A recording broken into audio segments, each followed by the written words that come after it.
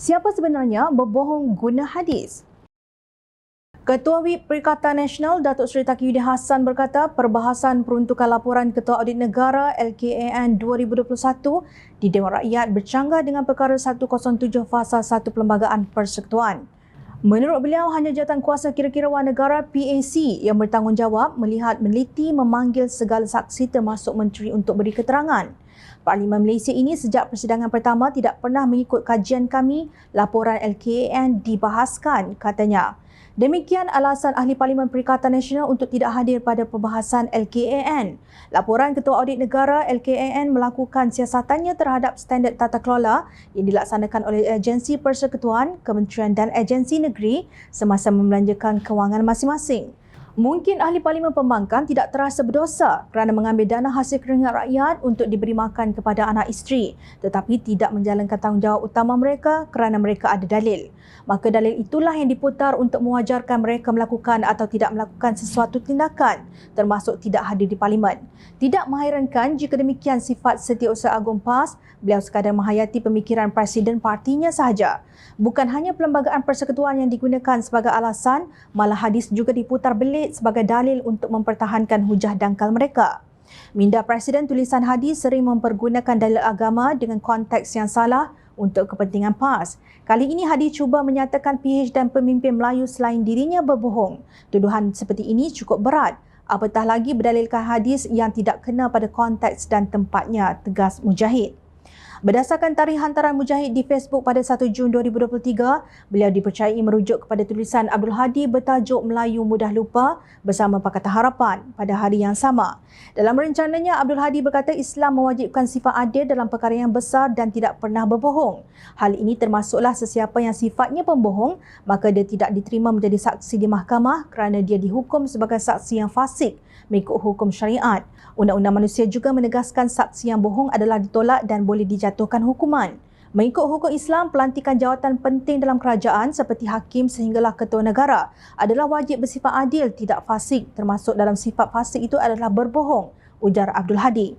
Dalam hubungan ini, Mujahid berkata pembentukan kerajaan perpaduan bukan terdorong di atas pembohongan seperti dakwaan Abdul Hadi, melainkan ia adalah demi kepentingan yang lebih besar daripada kepentingan sesetengah kelompok. Beliau menyifatkan kerajaan perpaduan sebagai cerminan hasrat rakyat yang mendambakan kestabilan politik setelah tidak ada mana-mana pihak memiliki majoriti mudah membentuk kerajaan. Mendatangkan hadis tentang sifat keji berbohong yang dilarang oleh syariat bagi mewajarkan tuduhan kepada kerajaan perpaduan jelas sekali satu tindakan yang melambangkan kelemahan berfikir dan singkat pandangannya. Apakah Hadi cuba menafikan masalah besar jauh lebih penting dari agenda sempit beliau? Bukankah dalam memahami prinsip syariat, kita kena memahami prinsip maslahah sebagai salah satu sumber kita? Bidas Mujahid. Beliau merujuk kepada 3 maslahah besar yang perlu diselesaikan segera pasca pilihan raya umum iaitu: pertama, tiada blok yang ada majoriti untuk membentuk kerajaan. Membentuk kerajaan adalah maslahah utama. Kedua, yang di-Pertuan Agong atas kuasa perundangan yang ada padanya menitahkan pembentukan kerajaan perpaduan demi maslahah utama, meneruskan urusan rakyat dan negara. Dan ketiga, kepimpinan negara pasca pilihan raya umum diperlukan untuk meneruskan maslahah utama pemulihan ekonomi yang semakin kritikal. Menurut bekas Menteri Hal Ehwal Agama Kerajaan Pakatan Harapan itu, semua pemimpin parti daripada pelbagai latar dan ideologi bersetuju melihat maslahah utama ini sebagai faktor penting untuk mereka meninggalkan di belakang segala kepentingan parti masing-masing dan mendahulukan negara dan rakyat. Meletakkan isu-isu sensitif di belakang sesama parti-parti yang bermusuhan demi mencapai maslahah utama pentadbiran negara harus dilihat sebagai satu tindakan terpuji dan tepat dengan kehendak disiplin maslahah. Kenapa pula dituduh melakukan pembohongan? Tempelak Mujahid. Tegasnya, prinsip maslahah adalah sumber penetapan sikap syariat bagi memelihara tujuan umum pensyariatan antaranya dalam siasat syariah ialah memelihara keamanan, kebajikan rakyat dan melantik kepimpinan negara. Beliau juga menyelar tindakan Abdul Hadi yang menggunakan hadis Rasulullah sallallahu alaihi wasallam sebagai dalil demi menegakkan benang yang basah. Begitulah kerdilnya cara berfikir Presiden PAS dalam tulisannya sehingga beliau gagal melihat dunia yang lebih besar dari dirinya dan kelompoknya. Lebih malang, beliau tergamak mendatangkan sabda junjungan mulia Nabi Muhammad sallallahu alaihi wasallam untuk mewajarkan tuduhannya yang tidak berasas itu. Inilah hadis Rasulullah sallallahu alaihi wasallam yang digunakan Abdul Hadi untuk menyokong hujah dangkalnya. Hadis tersebut bermaksud Sesungguhnya benar itu membawa kepada kebajikan dan sesungguhnya kebajikan itu memberi petunjuk untuk menuju ke syurga. Sesungguhnya seseorang itu berlaku benar sehingga ditulis di sisi Allah sebagai seorang pembenar. Sesungguhnya bohong itu membawa kepada kejahatan dan sesungguhnya kejahatan itu membawa ke neraka. Sesungguhnya seseorang itu berbohong sehingga ditulis di sisi Allah sebagai seorang pembohong. Riwayat Al-Bukhari nombor 6094 dan Muslim nombor 2607. Maka penganut Islam tidak boleh menyokong pembohong. Bahkan bukan Islam yang bermaruah juga sama-sama tidak boleh menyokong pembohong, tegas Abdul Hadi dalam kesimpulannya. Jom channel bersetuju umat Islam atau siapa sahaja tidak boleh menyokong pembohong. Tetapi siapakah sebenarnya pembohong itu? Berkali-kali yang di-Pertuan Agong Al-Sultan Abdullah Riayatuddin Al-Mustafa Billah Shah menjelaskan mengapa kerajaan perpaduan diperlukan di negara ini.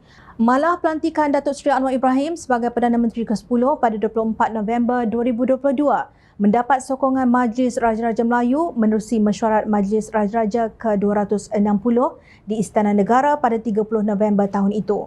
Sehingga ke hari ini, baginda Yang di-Pertuan Agong masih menyeru agar kepimpinan negara termasuk pembangkang terus berkhidmat setulus hati untuk membela masa hadapan rakyat dan Malaysia.